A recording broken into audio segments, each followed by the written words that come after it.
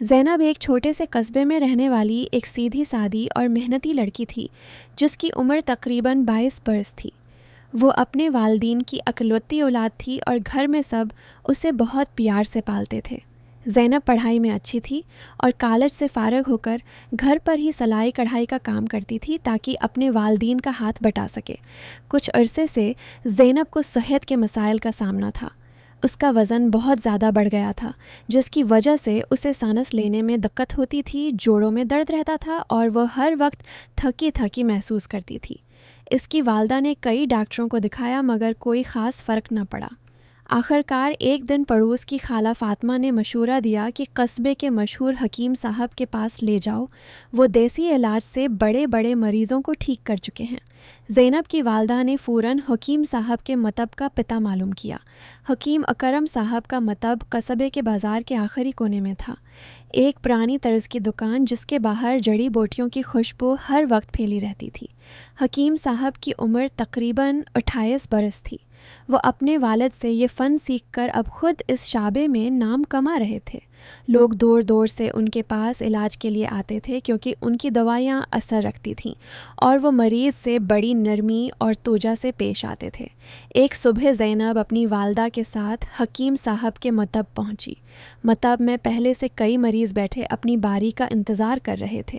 زینب نے دیکھا کہ کمرے کی الماریوں میں طرح طرح کی بوتلیں اور شیشیاں سجی ہوئی تھیں جن میں مختلف رنگوں کے شربت اور سفوف بھرے تھے۔ کمرے میں ایک عجیب سی سکون بخش خوشبو رچی ہوئی تھی جو دل کو ٹھنڈک پہنچاتی تھی۔ کچھ دیر انتظار کے بعد زینب کی باری آئی۔ وہ اپنی والدہ کے ساتھ اندر گئی اور حکیم صاحب کے سامنے کرسی پر بیٹھ گئی۔ حکیم اکرم نے نہایت متانت سے زینب کی طرف دیکھا اور اس کی تکلیف کے بارے میں پوچھا۔ زینب نے شرماتے ہوئے اپنی والدہ کی مدد سے اپنی صحت کے مسائل بتائے۔ حکیم صاحب نے اس کی نبض دیکھی، اس کی زبان کا معائنہ کیا اور کچھ سوالات پوچھے کہ وہ کیا کھاتی ہے، کتنی نیند لیتی ہے اور اس کا روزمرہ معمول کیا ہے۔ حکیم صاحب کی آواز میں ایک عجیب سی ٹھہراؤ اور اپنائیت تھی جس نے زینب کو فوراً مطمئن کر دیا۔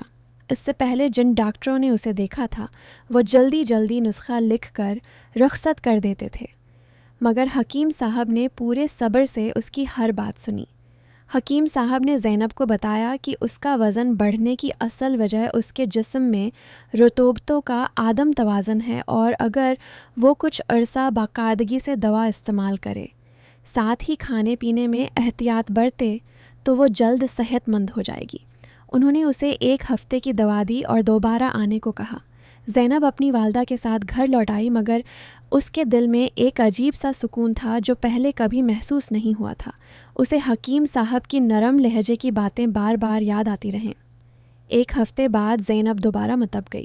اس بار اس نے محسوس کیا کہ اس کے جسم میں کچھ ہلکا پن آیا ہے اور تھکاوٹ بھی کم ہوئی ہے۔ حکیم صاحب نے اس کی نبض دوبارہ دیکھی اور خوشی کا اظہار کیا کہ دوا اثر کر رہی ہے۔ اس ملاقات میں زینب نے حکیم صاحب کی آنکھوں میں ایک عجیب سی چمک دیکھی جب وہ اس سے باتیں کر رہے تھے۔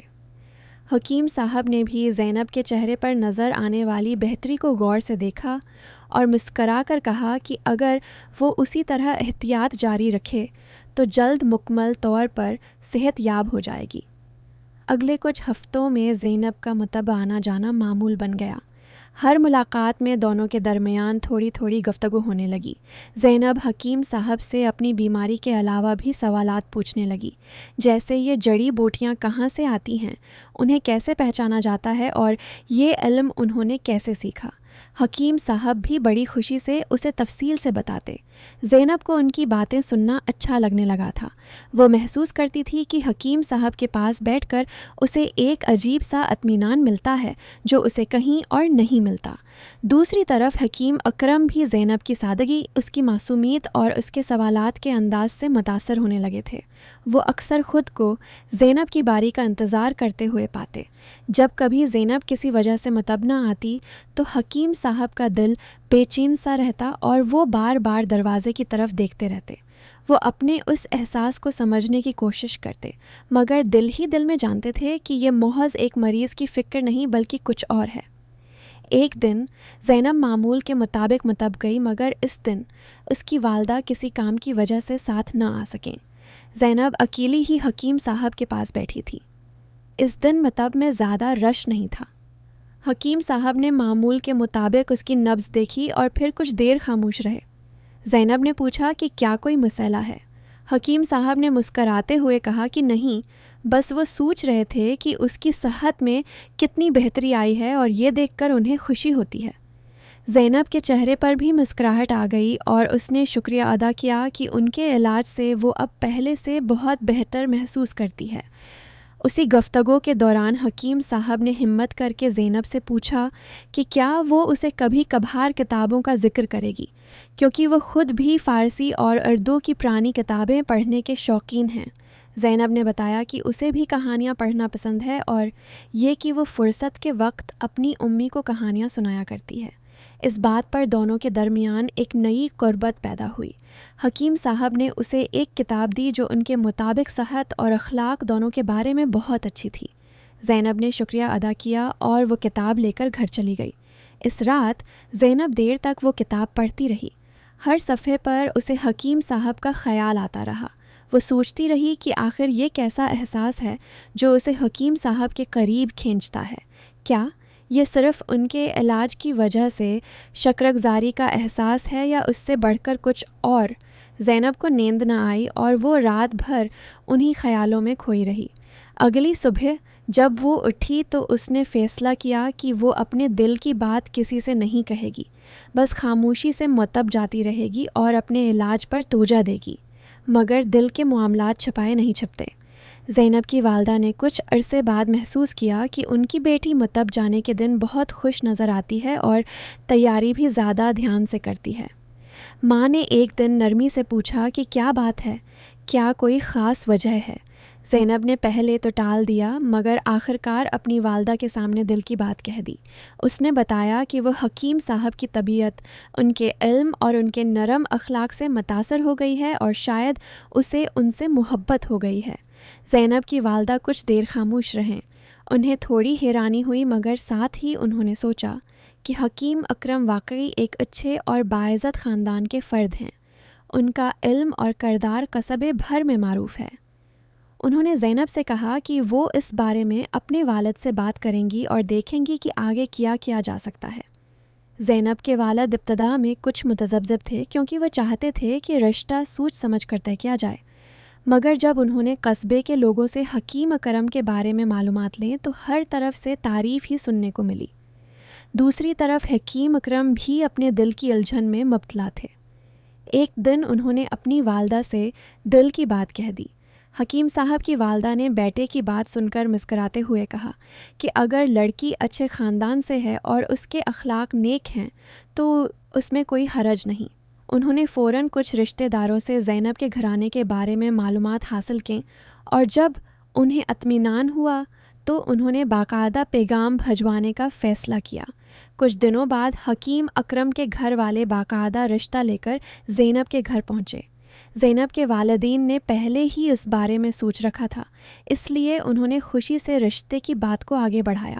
زینب کو جب پتہ چلا کہ حکیم صاحب کے گھر والے اس کا رشتہ مانگنے آئے ہیں تو اس کی خوشی کا کوئی ٹھکانہ نہ رہا۔ وہ اپنے کمرے میں جا کر خاموشی سے مسکراتی رہی اور اس کی آنکھوں میں خوشی کے آنسو آ گئے۔ منگنی کی تقریب سادگی سے مگر خوشی کے ساتھ منائی گئی۔ زینب نے سادہ سا لباس پہنا اور اس کے ہاتھوں میں مہندی کے نقش و نگار بنے ہوئے تھے۔ حکیم اکرم نے بھی نہایت سادگی سے اس تقریب میں شرکت کی۔ جب دونوں کی نظریں ملیں تو دونوں کے چہروں پر ایک ہی طرح کی خوشی اور اطمینان نظر آ رہا تھا۔ محلے کی عورتیں گیت گا رہی تھیں اور گھر میں خوشیوں کا سماں تھا۔ اس دوران زینب کی صحت میں بھی مسلسل بہتری آتی رہی۔ حکیم صاحب کے علاج اور ساتھ ہی اس کی اپنی خوشی اور دلی سکون نے اس کے جسم پر بھی اچھا اثر ڈالا۔ اس کا وزن مناسب حد تک آ گیا، جوڑوں کا درد ختم ہو گیا اور وہ پہلے سے کہیں زیادہ چاق و چوبند نظر آنے لگی۔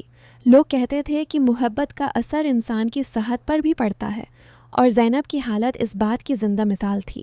کچھ مہینوں بعد دونوں کی شادی نہایت سادگی اور خوشی کے ساتھ انجام پائی۔ زینب دلہن بن کر حکیم اکرم کے گھر گئی۔ سسرال میں اسے بہت پیار اور عزت ملی۔ حکیم صاحب کی والدہ نے اسے اپنی بیٹی کی طرح اپنایا اور زینب نے بھی جلد ہی گھر کے کام کاج میں ہاتھ بٹانا شروع کر دیا۔ شادی کے بعد بھی زینب کبھی کبھار مطب میں جا کر حکیم صاحب کے ساتھ بیٹھتی اور ان کے کام میں دلچسپی لیتی۔ اس نے آہستہ آہستہ کچھ بنیادی جڑی بوٹیوں کی پہچان بھی سیکھ لی اور مطب کے حساب کتاب میں بھی مدد کرنے لگی۔ حکیم اکرم اور زینب کی زندگی محبت، احترام اور ایک دوسرے کی قدر کرنے کے جذبے سے بھری ہوئی تھی۔ دونوں اکثر شام کو گھر کے آنگن میں بیٹھ کر باتیں کرتے۔ حکیم صاحب اسے کتابوں کے قصے سناتے اور زینب انہیں اپنی سلائی کڑھائی کے نمونے دکھاتی۔ ان کی زندگی میں سادگی تھی، مگر اس سادگی میں ایک گہری خوشی اور سکون بھی موجود تھا۔ زینب اکثر سوچتی کہ اگر وہ اپنے وزن کے مسئلے کی وجہ سے حکیم صاحب کے متب نہ گئی ہوتی تو شاید اسے یہ خوبصورت زندگی نہ ملتی۔ وہ اپنی تکلیف کو اب اللہ کی طرف سے ایک نعمت کی صورت سمجھتی تھی، جس نے اسے اس کی زندگی کا سب سے قیمتی رشتہ عطا کیا۔